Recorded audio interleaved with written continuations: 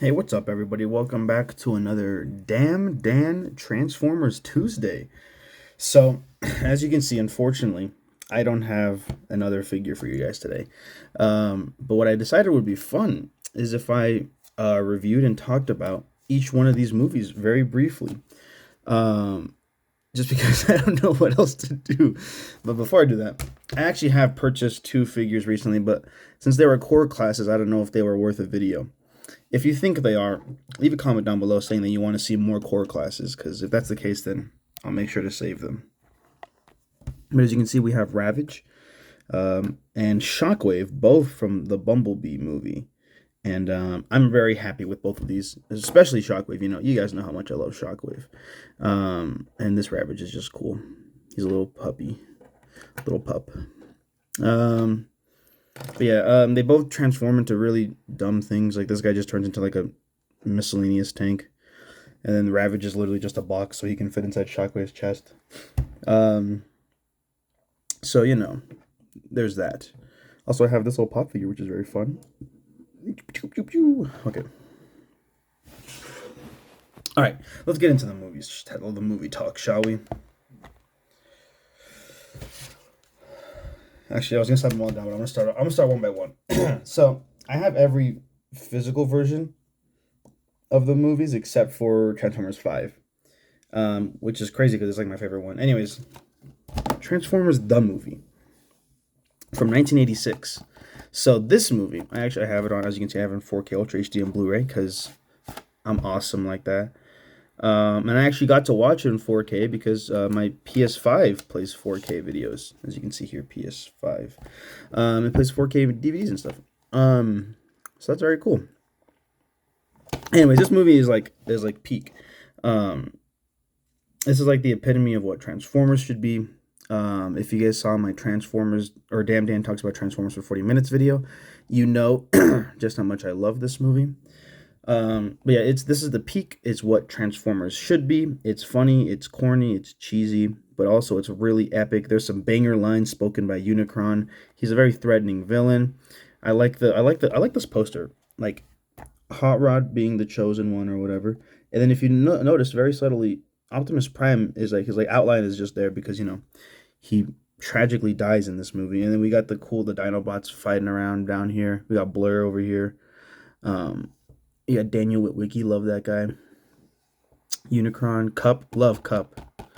Only problem I would have with this poster is there's no Wreck-Gar. Interesting. Anyways, but I digress. Yeah, I think it's a really nice story about Hot Rod coming to not coming to terms. What was I trying to say? Coming to accept the fact that he's the new. He has like this self. Hey, you can see my reflection a little bit. He has like this doubt in himself that he wouldn't be the Autobot to rise from the ranks. But eventually he is, and it's a really nice like not coming of age because they're fucking adult robots, or not adult. They're 100-year-old robots. But I don't know. Maybe there's a term for that. I don't know. Rising to power, discovering your self-worth, and knowing that you were the chosen one all along. It's a very nice message, and I think the movie captures it really well. And also, it's fucking fighting robots. All right, cut to, I don't know, 21 years later. Transformers, 2007. This is a 2-disc special edition. You can see, wow, look at that minimalistic, beautiful cover. It's actually a really cool sleeve. I don't think I've ever taken it out of the sleeve. That's supposed to be Megatron? He looks even worse from the side. Like, I can't even tell what I'm looking at. Anyway, so this movie, wow, lame ass discs and everything. Sorry, something's stuck in my throat. All right, so this movie is interesting because it's bad. So the thing about this movie is that it's the best of all the live action. Actually, no, I'll say of all the Bayverse movies. It's the best. They just slowly progress in. What's the opposite of progress? They slowly digress into shit and ass. Let me get this stuff because I think it's ruining my focus. I don't think it did anything. Still looks like ass. Okay, so here we go. I'm cussing a lot. That's fine. So yeah. So the thing about this movie is that I feel like my complaint for this movie is just going to be the same for all of them. It's just a matter of like, I don't know, rewatching. There's a lot of nostalgia for me personally, just because I grew up with these movies, and I have a very specific memory of this movie. But it was very nostalgic, so there's that connection to me personally, and then just like it's just kind of, I mean, I'll admit it was pretty funny at times. There's still a lot of quotes from this movie specifically that me and my good buddy and roommate Ray Nader repeat to each other pretty often. So it manages to be pretty funny. But everything that I hate about it is, well, everything that had to do with Michael Bay. I'm pretty sure he is like a weirdly, with all the movies, there's a very weird like like sexualization and kind of like, I feel like a sort of mistreatment of like women. It's very weird, and I think there's a lot of racist stuff that doesn't age well. And I'm pretty sure it wasn't even good for 2007. So maybe it didn't even age well. Maybe it was just never good. But as for the story, it's not that bad. It's nothing special, I don't think. It's just about Sam Witwicky realizing he's the chosen one, sort of similar to this. But then again, he's not even really a chosen one. He's just like, he just got lucked into being the chosen one. I don't know. There's probably the movie tropes like that I could call upon that there's a name for, but I don't know them. Transformers: Revenge of the Fallen. Now that's a cool cover. That's an even cooler cover. Whoa, nice. All right, so this movie, I remember as a kid this movie being my least favorite one. This one was like the worst one. Optimus Prime for the ultimate. Nice. Yo, they got AR back then? Anyways, yeah, so I remember this being the worst one, but unfortunately, it's not because Mark Wahlberg decided to enter the franchise. But I think I'm gonna lie. I think this one is not as bad as Dark of the Moon, but I'm gonna say it's worse because I like Dark of the Moon more because it's more nostalgic to me. It was my favorite growing up. It's got Shockwave. This one doesn't. Anyways, so this one I don't even remember the plot of. Let's see. The Fallen. Okay, so this is the second movie in the Bayverse, and it's the first one to have the problem that every sequel has, and it's the continuity. And that's why I think it would have benefited if Michael Bay had just planned out a series of movies. You know what I mean? Or at the very least, come up with a better way to introduce some of these characters that he decided to introduce. For example, The Fallen, having been here forever, I don't know, it doesn't really... It is not that it doesn't make sense, it's just kind of dumb that we never heard about him before or whatever. And the way it all like climaxes with Devastator and stuff, it has this problem where like random Autobots will just show up and Decepticons will just show up and then they'll die like nothing, and like we don't really hear any reason of how they got there or whatever. And so that problem starts to rise up in this movie, and it just kind of exists for every other one. But yeah, so that's unfortunate, and it sucks. This also has a good line. Actually, a couple good lines. Actually, John Turturro was the saving grace of this franchise. We have one man. That line's good. For those of you who didn't know, John Turturro was in the Batman movie, and when me and Randy were sitting next to each other, and then when he came on screen, we both said it out loud in the theater. That was fun. He said, "One man, alone, betrayed by the country he loves." Anyways, and then he also has the line. He's like, "I am directly below the enemy scrotum." That one's funny. But yeah, Jetfire was pretty cool. I wish he was a better character considering his OG counterpart or whatever. But I liked his sacrifice, even though it was literally gone to shit because Optimus Prime immediately took off the armor that made of him. And the moneymaker, Dark of the Moon. This is the only one in this collection that I've actually had since I was a kid. All of these, except for Transformers the movie, I bought all of these at like Bookman's. And then Transformers the movie I bought at Best Buy a couple months ago for 4K. But this one I've had since I was a kid because I loved this movie so much as a child. Yeah, so I have nothing else. I have much to say. So I believe if I remember correctly, it's been a minute, but I remember when we watched these, me and my roommate Ray Nader, I think he pointed out that like the Act 3 took way too long, or it was very slow, or something like that. Something was a problem with Act 3, and I had to agree, it was very slow. It's kind of funny because I think the problem that I had with the first movie just kind of gets worse with the second one, and then it gets worse with the third one. Like all the problems just kind of add up on top of each other. It's like Michael Bay, instead of learning his lessons and improving on them, he learned. It's like he learned what made his movies bad and just kept doing them and made them worse. And you know what I mean? Like I was like, what's what he wanted to do. But yeah, so Shockwave's a great villain. I actually have a Shockwave figure. Actually, I'm not gonna grab that because I have a lot of Dark of the Moon figures and it's just pointless. You guys already saw the Shockwave from this movie figure though. Yeah, so great movie. I remember, I remember laughing occasionally. John Malkovich is in it. Ken Jeong is in it.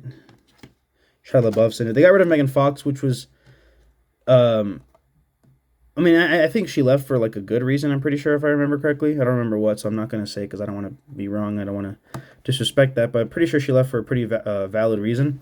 But they just didn't do anything to address her, and they immediately just shoved another love interest in, and I was just kind of fucked. Like I don't give a fuck about the love interest. I don't need one of that. I don't need any of that. Just I don't know. I think that's the problem. I think the problem with this Transformers movie is that the Transformers weren't even the main fucking characters of their own movies. And this movie perfectly exemplifies that. Again, the lore is weird with Shockwave like existing. They kind of act like he's been here for a long time. Who knows? Transformers: Age of Extinction. I know I was about to say, did I buy this when I was a kid? But no, this is the price that I paid for it. All right, so this is when it all went to shit, even more so than it already was. This guy came in and ruined everything. Yeah, it was rough. I think this is the one without John Turturro, which is probably a good reason why it failed. But Stanley Tucci's in it, and so there's a little bit of a trade-off there. Stanley Tucci kind of acted his ass off like he does in everything he's in. Wow, I wish they had cool. I wish DVD still did cool art. Maybe they do sometimes, but I feel like they don't really put that effort in all the time. I think Into the Spider-Verse had a cool one, maybe? I don't remember. Anyways, let's see what this sleeve looks like.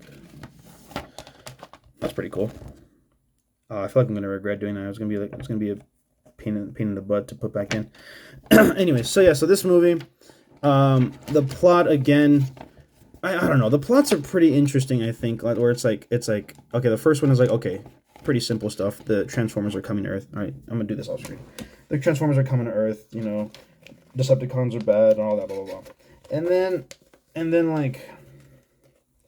the second one is it turns out we've actually been here for all these years, and Dark of the Moon is like, oh, it turns out there's another Prime which we thought to be gone and done for, and this one is like, oh, we have like the Knights of the Knights of the Universe, whatever the fuck they're called, and that's what the Dinobots are. That's kind of cool. It's just a matter of it doesn't fit together. Like it's all cobbled together. Like there are very loose connections to each movie, which is why I think they knew that, and so they were like, well, what happens after the third one? It's like, oh, the Transformers are getting run out of the world again, which is like they do that every movie. They're always attacked. It doesn't have any impact other than the fact that they actually killed like Ratchet in this one, which sucked because Ratchet's awesome. I don't know. It's just disrespectful. This is the first one where I was like, this is just. Actually, this is not the first one. This is the one I think of when it's like, this is just disrespectful to the franchise. Actually, I take that back because I don't have it in front of me, but Transformers: The Last Knight is the most disrespectful. It took Optimus Prime, like the Nemesis Prime arc, boom, went to crap. Just made him evil for like 15 minutes, even which was about, I'm going to say, 15 minutes out of 20 minutes of his entire screen time. So that was really cool and awesome. I don't know. It was just embarrassing. Transformers: The Last Knight was really hard to watch, even ironically. Isabella Merced's in it, so that's cool. Or is that her name? Merced, yeah, pretty sure that's her name. Anyway, so that's cool. What else? I mean, freaking, what else is there to say? Anthony Hopkins kind of killed it. Hot Rod was rough, disgrace compared to his OG counterpart. I don't know what to say, man. It's just sad. And then the way the way Bumblebee gets his voice back for a little bit, the way it doesn't hit at all. It's just like, oh, it's supposed to be this emotional moment, like a climax, but then it's just like an eye rolling moment. You're like, oh my god, with this again? Like, this is stupid. This doesn't make any sense. This is bad. I don't know. I can go on and on about it. but I'd have to rewatch it because I kind of forgot his stuff. It's very forgettable, but I'm not gonna rewatch it. So fuck, deal with it. I almost cussed. I pretty much cussed. Anyways, um,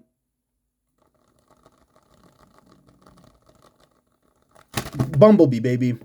The best live action Transformers movie. This movie is good, hearted fun. It is what Transformers live action movies should be. Um, Bumblebee does not take a back seat to Haley Steinfeld's character, and that's what I appreciate. I'm sure Haley Steinfeld has her moments where she has these little arcs and she has these touching moments and some nice development and stuff, and you see into her personal life, and I like that. I appreciate that, but it's not overwhelming. You know, you get military scenes, but they're not overbearing. They're not pointless. They kind of make sense. John Cena's in it, and you guys know I love John Cena. I don't know if you do, but I love John Cena. These villains are very dope. I hate that they killed Cliff Jumper, but that was a very cool scene. But R.I.P. Cliff Jumper. Miss you every day, buddy. The fact that he's a Volkswagen Bug, oh my goodness, amazing. The fact that he's Bumblebee, oh my god, amazing. Don't even get me started on the opening scene of Cybertron, dude. Oh my god, cinema. Just down my cinema is all I can really call it. This is cool. Nope, no cool thing. Not even a cool design. I don't think. Nope. Shame. But that's fine. I didn't expect much else. But yeah. So this movie, like Haley Steinfeld's a great actress. I love Haley Steinfeld and everything she does. Watch The Edge of 17. Great freaking movie. Top movies. John Cena, like I said, Peacemaker, Suicide Squad, Ferdinand. What hasn't he done? The Fred movies. Dylan O'Brien plays Bumblebee for like 10 minutes before he gets his voice box taken out. That was pretty cool. Peter Cullen's back as Optimus Prime. This dude, I forgot his name. That dude, hilarious. He is the best comic relief of any of these movies, except for John Turturro. I don't like his Cybertronian form, unfortunately. Even though I have the figure of it, I don't like it very much. But that's neither here nor there. Yeah. So this is the best movie. Honestly, it is really fun. The soundtrack bangs. It has life in it. Like it has heart. And like Haley Steinfeld says in her song that she wrote for the movie, because you're bringing me back to life. And this movie brought me back to life. I was like, my spirits are down. My love for this franchise is down at an all-time low after watching these movies. And then boom, Haley Steinfeld brings it back up with John Cena and the crew. So yeah, that's all I have to say about that. I don't know, man. It was a very cool movie. The way I was about to say Batman. The way Bumblebee kills which one of these guys? I think it was the blue one. Yeah, the blue one, because the pink purplish one is like the main villain. But when he kills this guy with like throwing the chain in him while he's transforming and then just yanks it, oh my goodness, that's peak action movie. You can't just do that when you get random dudes fighting and punching each other in a hallway. You don't get that kind of fun. That being said, if you're gonna watch any of these movies, please watch either Bumblebee or Transformers the movie. Yeah, so that's all I got for today. Sorry, these Transformers Tuesdays videos aren't doing great. What I think I'm going to do, actually, just for you guys, I'm just going to order some Transformers figures on Amazon. I'm going to do it. So next week, you are going to get a Transformers unboxing like you know and love. Sorry that my setup was a little weird. It might stay a little weird just because I've been streaming recently. I've been playing Marvel's Avengers for the last few days. I'm probably going to stream today if you want to check that out. Probably in the day this time. I'm going to try a day stream instead of a night stream, just see how that works out. If you guys want to check that out. And if you miss it, then this weekend I'm going to be playing Kirby and the Forgotten Land because it's coming out. And I'm going to get that and I'm going to stream that. But anyways, yeah, so my setup is a little interesting. So these videos might not look very good for a while. But, I mean, you'll deal with it. You've dealt with worse. Actually, I'm going to leave that, see if it becomes thumbnailified. Excuse me. So yeah, what do I have for a message today? Let's see. Oh man, I'm out of messages. I feel like I'm trying to scour the Transformers lore for a good message, and I know there is a couple. I'm just trying to see what the best one is. I feel like there's a lot of chosen one stuff, and that's kind of hard to do to an audience of multiple people because you can't all be the chosen ones. But what I can tell you to do is. I'm gonna start over. I'm gonna start that sentence over. there is no chosen one in anything in life. There's no one person that's gonna save the day. You know, there is no Easter Bunny. There's no Tooth Fairy. There is no Queen of England. There's no chosen one. But you guys can all be heroes in your own way, and especially this has actually nothing to do with Transformers. I'm just gonna evolve the message. Be the master of your own destiny. I know I said this last time in my Lego video, I believe, but the thing is that it speaks to me deep down in the heart. Um, you can do things that you previously thought you never could, and I know it's hard to realize because, like I just said, you previously thought you never could, but it's true, and you just need to put yourself out there, and you're never gonna know unless you try. Um, and especially when it comes to being your master of your own destiny, be good. Actually, no, don't be good. Do good. And I'm gonna leave off with a quote from Miss Marvel. That's from the comics, but they also say it in the Avengers game that I'm playing. The quote goes, "Good is not something you are; it's something you do." So remember that as you guys go out in your lives. Um, and yeah, so I know I normally end this video with "be good," but do good.